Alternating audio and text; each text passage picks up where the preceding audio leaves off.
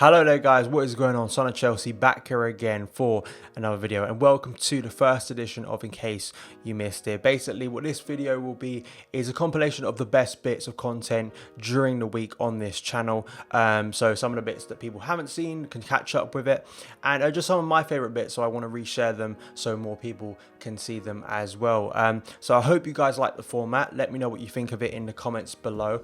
Make sure to hit that subscribe button.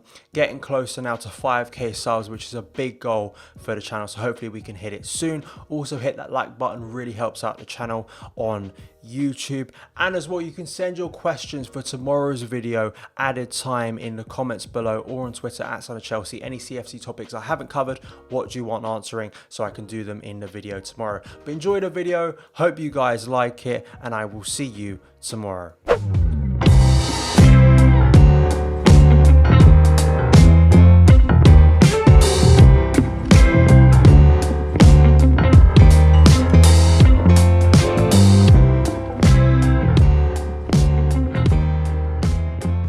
Let's get into Chelsea and injuries, because injuries have been a big problem for Chelsea this season. They've been a big concern, they've been a big issue, a consistent issue that hasn't improved, and in truth in recent times has only got worse, it feels like. And a lot of fans have been asking questions about the medical staff, about what's going on, why are we getting so many injuries? Well, maybe now we might have a few more clearer answers in regards to that issue. With Simon Johnson's article for The Athletic, Chelsea's injuries explain last season's legacy, bad luck and reliance on youth. And what this article really does well is it gives you some figures, facts and figures about sort of Chelsea's injuries in comparison to recent seasons and in relation to rivals, but also goes into specific players mostly that have re-injured recently, because that is something that has been of great frustration to fans, why maybe we've rushed back some players.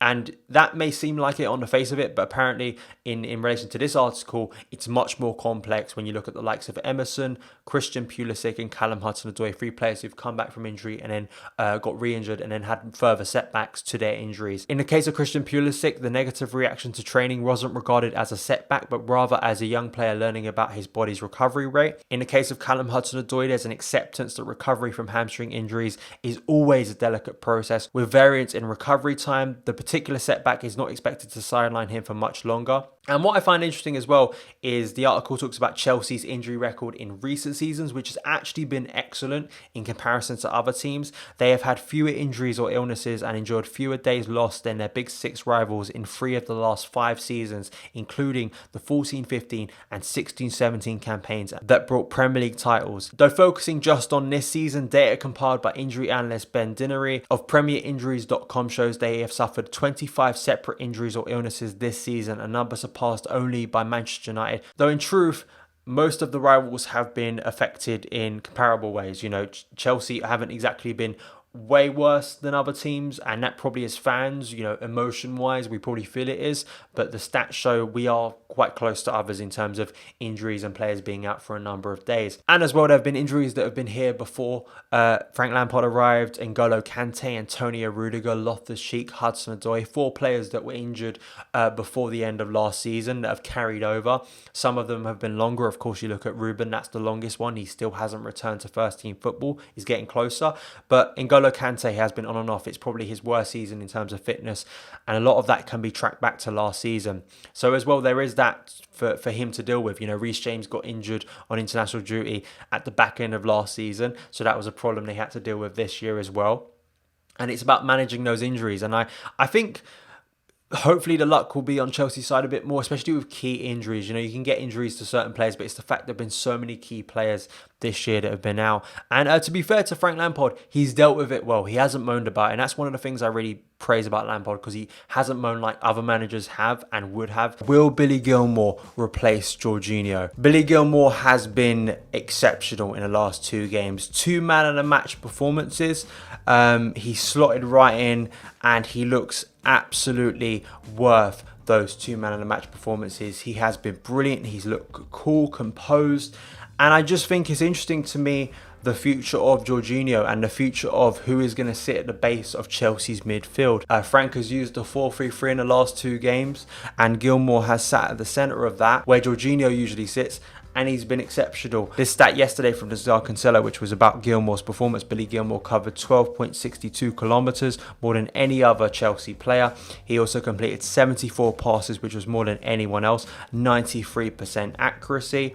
And it was one of the things I talked about in my review of the game, which you can go and check out.